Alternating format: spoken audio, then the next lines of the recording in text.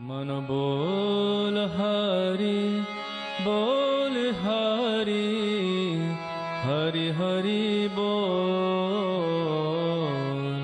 गोविंद माधव गोपाल बोल।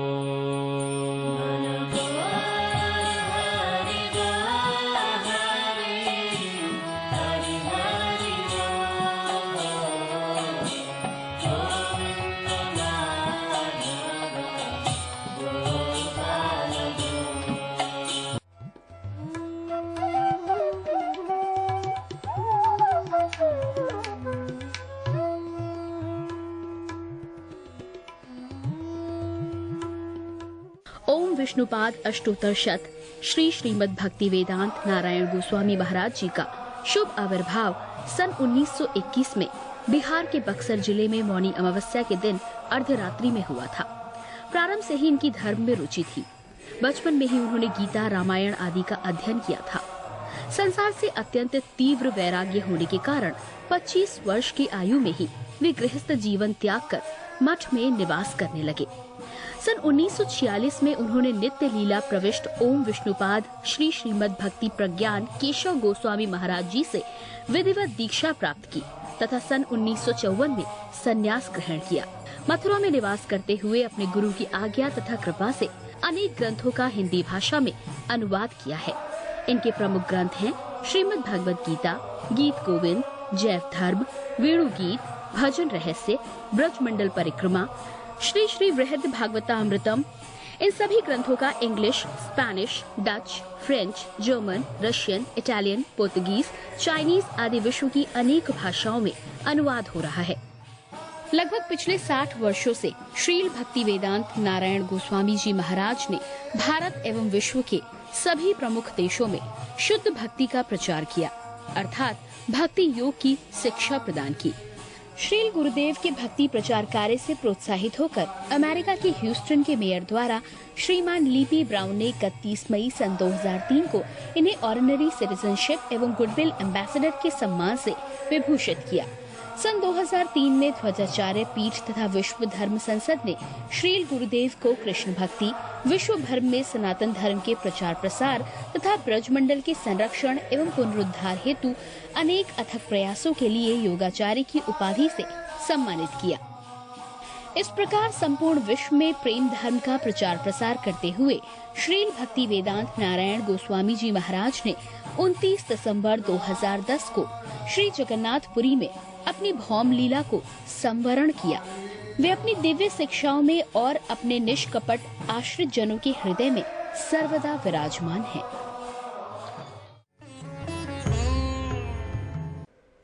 सबसे पहले मैं अपने गुरुदेव नित्य लीला प्रविष्ट ओम विष्णुपाद अष्टोत्तर शत परिवर्जिकाचार्य श्री श्रीमद् भक्ति वेदांत नारायण गोस्वामी महाराज जी के चरणों में प्रणाम करता हूँ।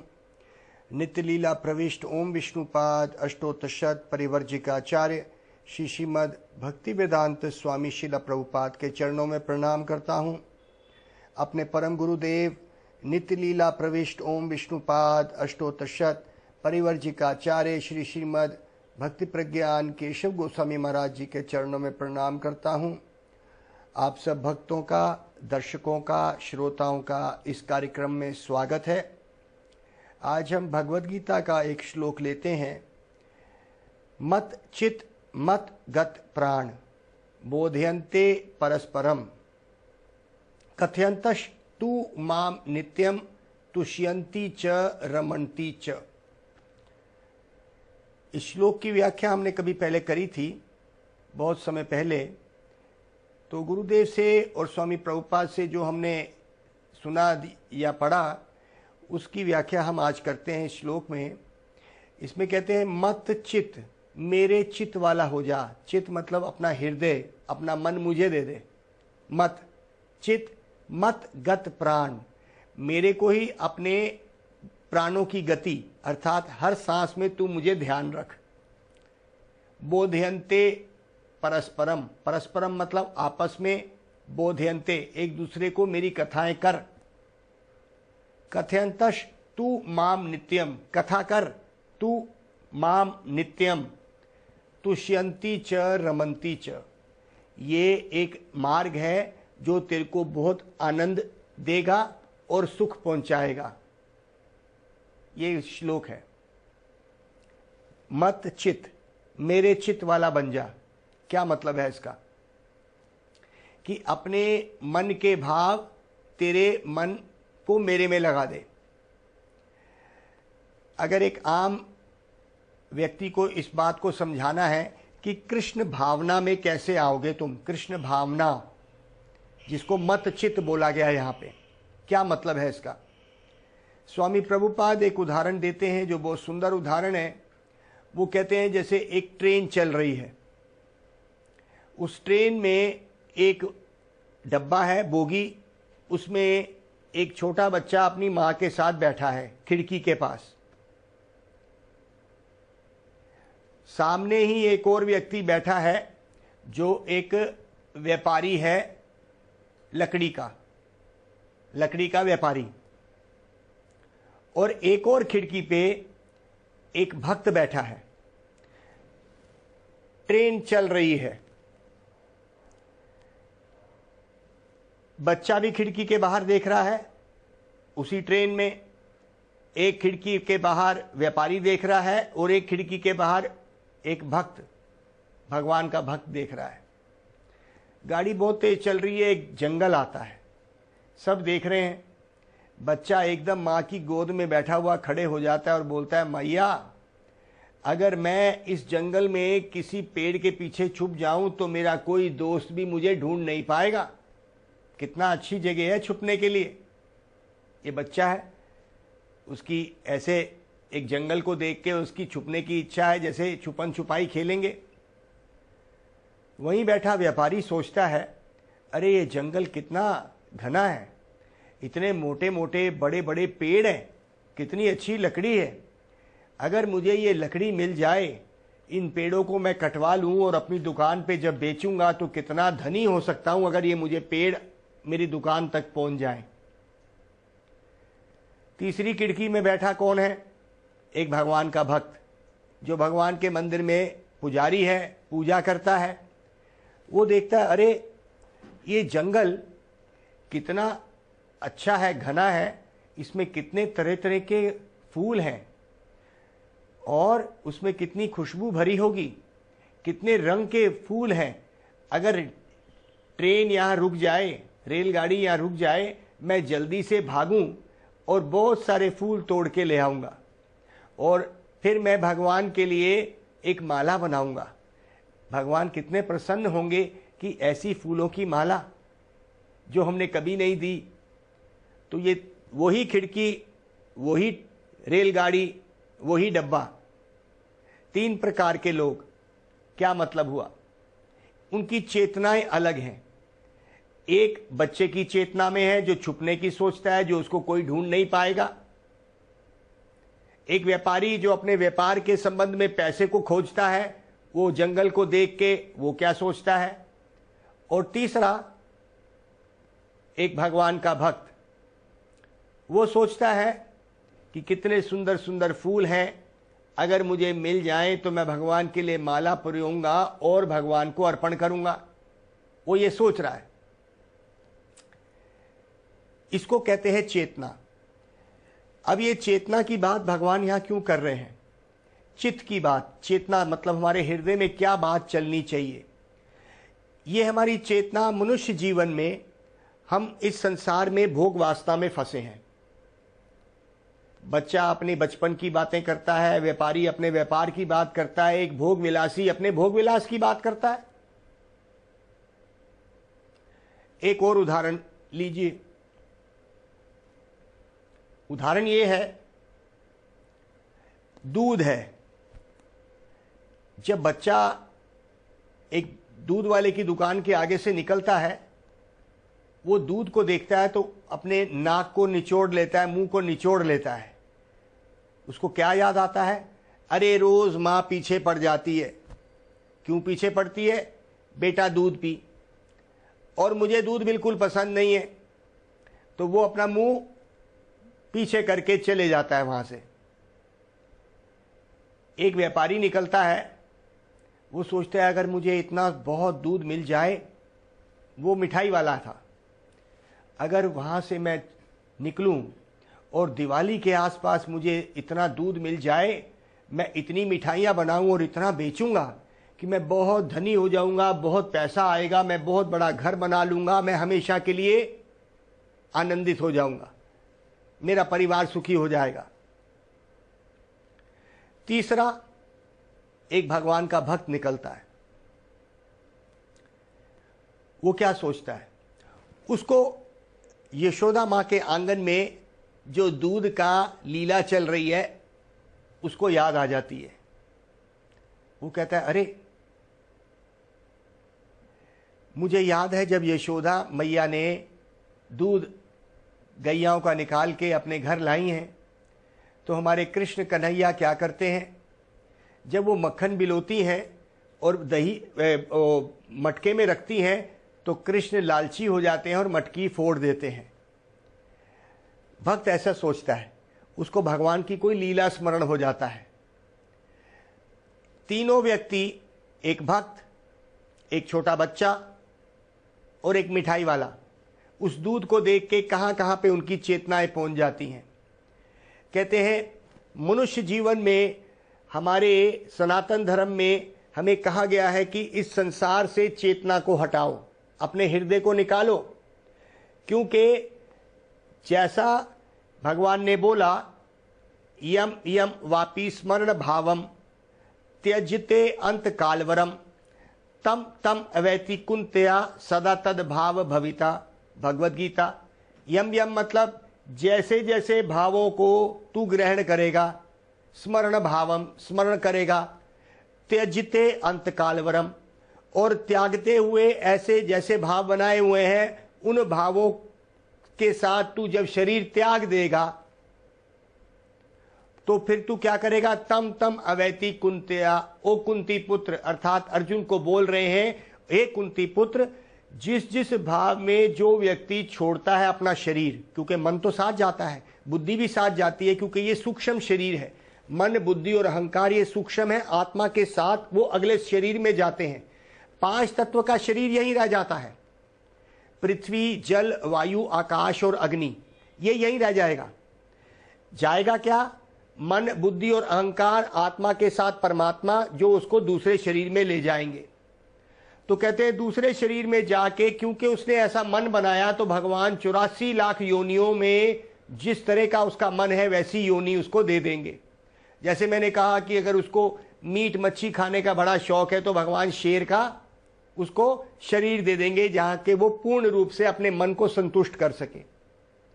तो यहां पे मन के भावों की बात करी गई है, चेतना की बात करी गई है। तो ये 2 उदाहरण हमारे संतों ने दिए।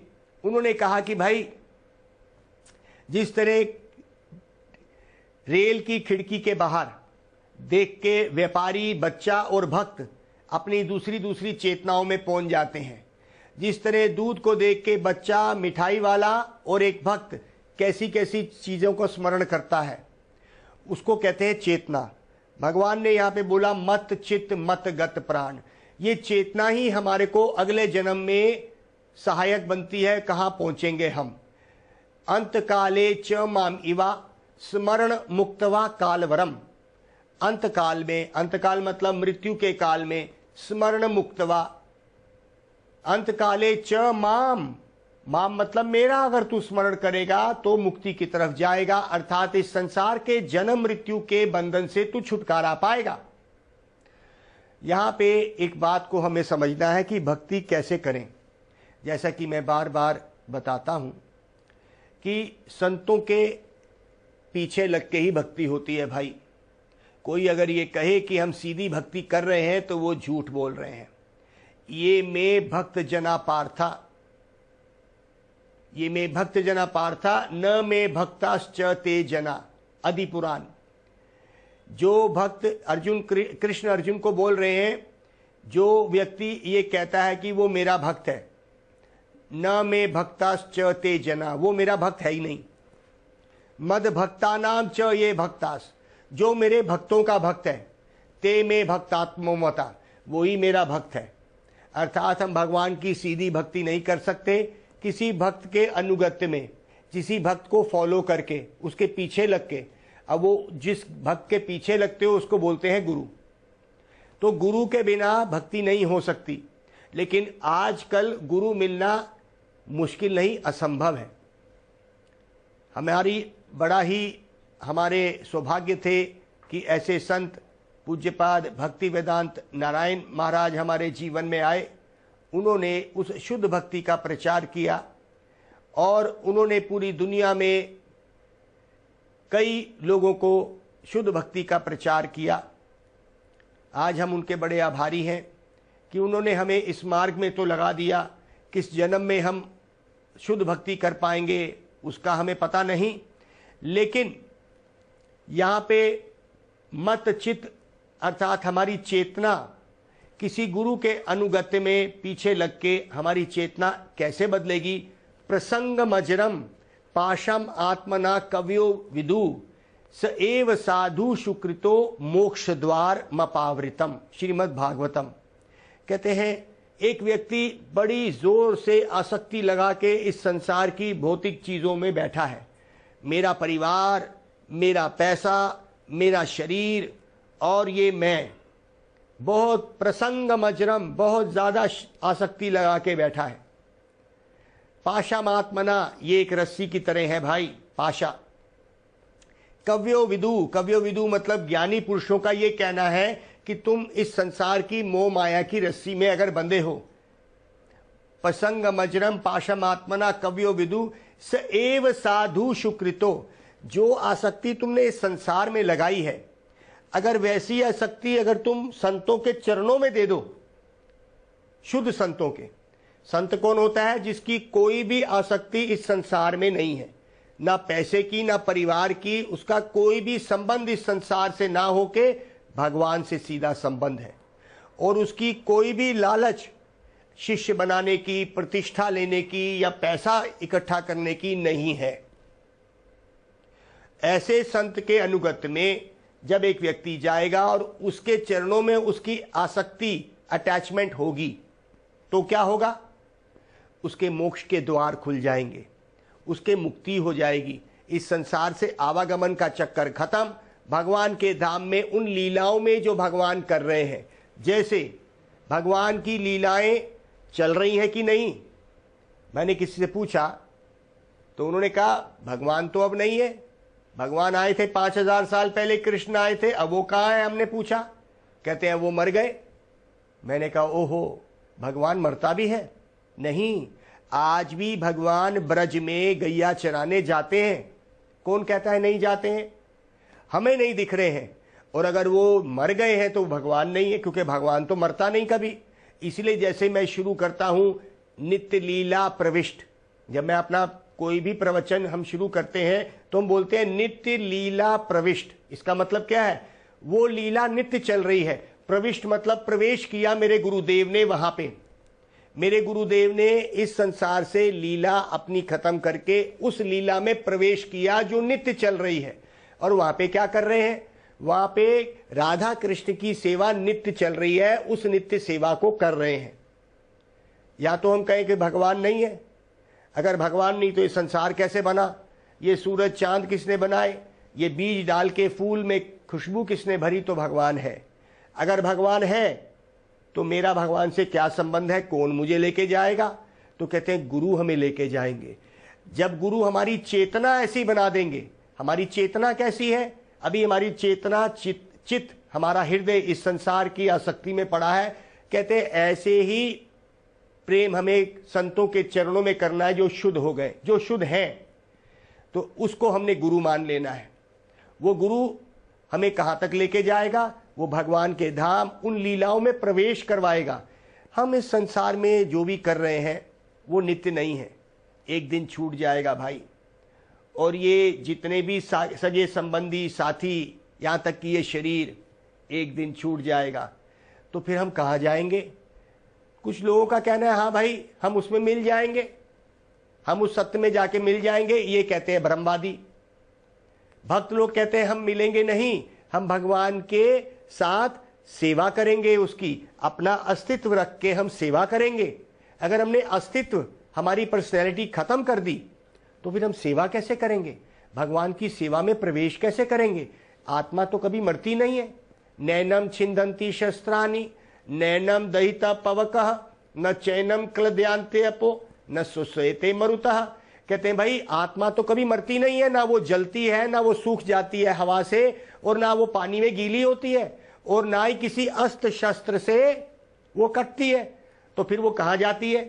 कहते हैं यहाँ तो वो इस संसार के चक्कर में पड़ती है, जिसको कहते हैं जन्म मृत्यु बुढ़ापा बीमारी, और या फिर किसी संत के अनुगत्य में पीछे पीछे लग के वो उस धाम में उस लीला में प्रवेश करेगी। तो ब्रह्मवादी लोग तो उसको मानते ही नहीं। वो कहते हैं भगवान ब्रह्म है, क्योंकि उसका हाथ नहीं, कान नहीं, पांव नहीं, तो वो क्या लीला करेगा, वो अव्यक्त है, तुम भी ब्रह्म हो, उसमें जाके मिल जाओगे। कर्म जो करते हैं संसार में कर्मी लोग, उनको कोई मतलब नहीं, सुबह शाम खाना पीना सोना में रहते हैं। लेकिन भगवान ने कहा कि सबसे अच्छे कौन है जो मुझे जानते हैं, भक्त्या माम अभिजानती। कितना आसान है, संस्कृत कितनी आसान है। देखिए हमें भी नहीं आती थी, लेकिन यहाँ पे भगवत गीता में क्या क्या, भक्त्या माम अभिजानती, मुझे अच्छी तरह से मेरा भक्त जानता है। यवन यश चशस्मी तत्वत, मेरे को असली रूप में तत्व रूप में मुझे मेरा भक्त ही जानता है। यशो तत्वत भक्त्या माम अभिजानती यवन यश चशस्मी तत्वत ततो माम तत्वतो ज्ञात्वा विशेते तद अनंतरम, और उसमें वो प्रवेश कर जाएगा। विशेषे तद अनंतरम, उसमें प्रवेश करेगा। ब्रह्मवादी लोग इस श्लोक में कहते हैं उसमें मिल जाएगा, हम कहते हैं उसमें प्रवेश करेगा। प्रवेश करने का मतलब है जैसे एक हरी चिड़िया तोता एक हरे पेड़ में चली जाती है, तो क्या उसमें मिल जाती है। हरे में हरा मिल गया तो क्या वो मिल गया, नहीं।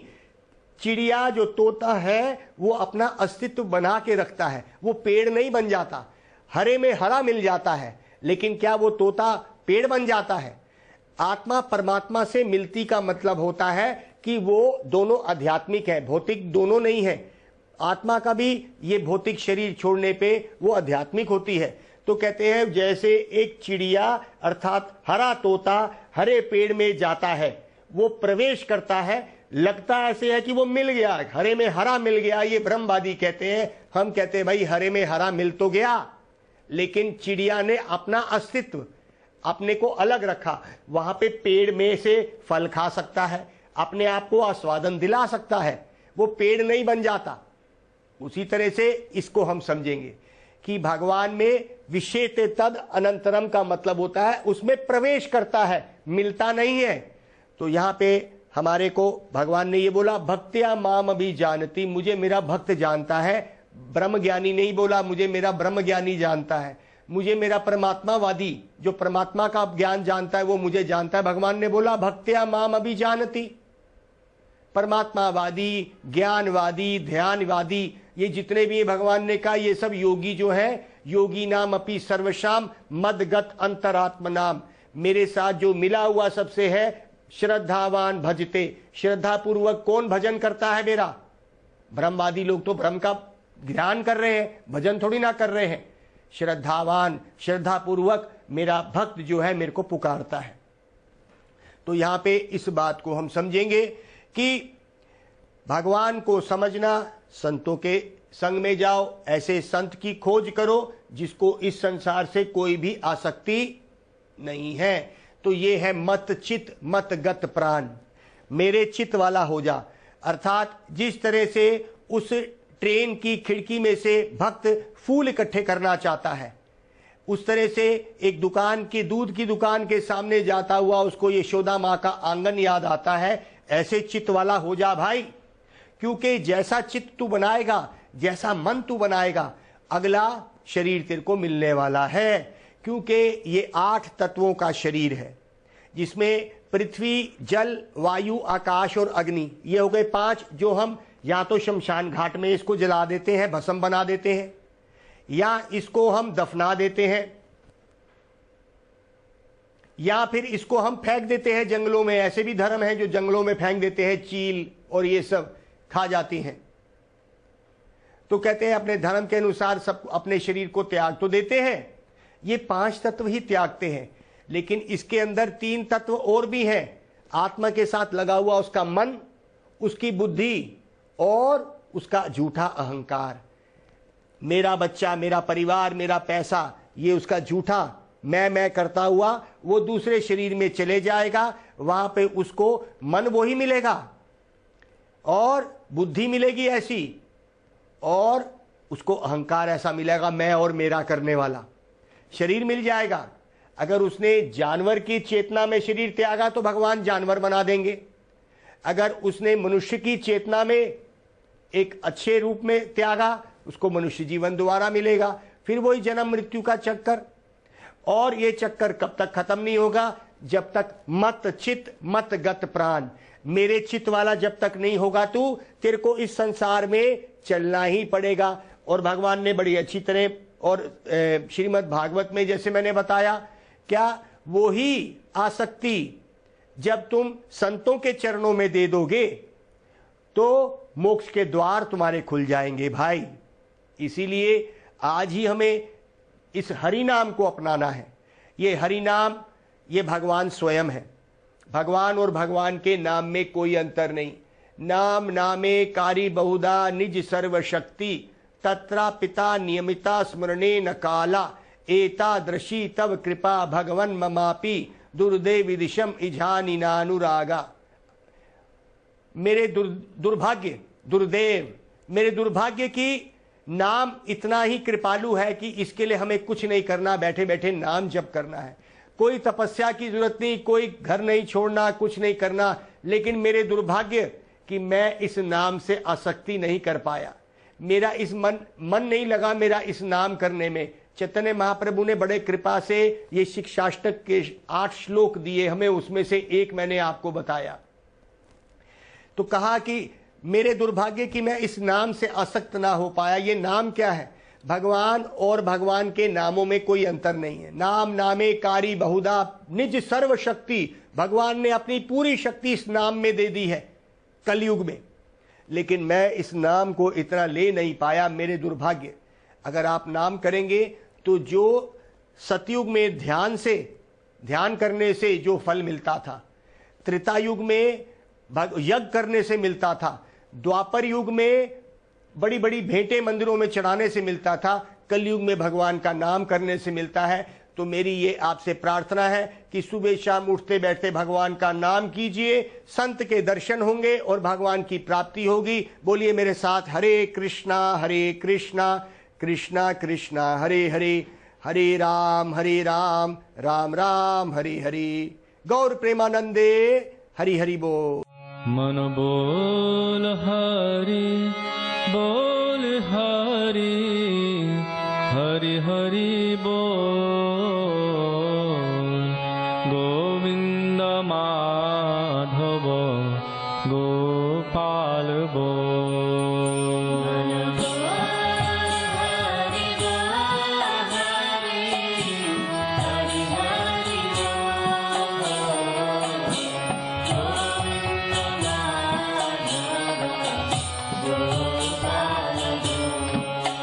मन बोल हरि बोल हरि, हरि हरि बोल।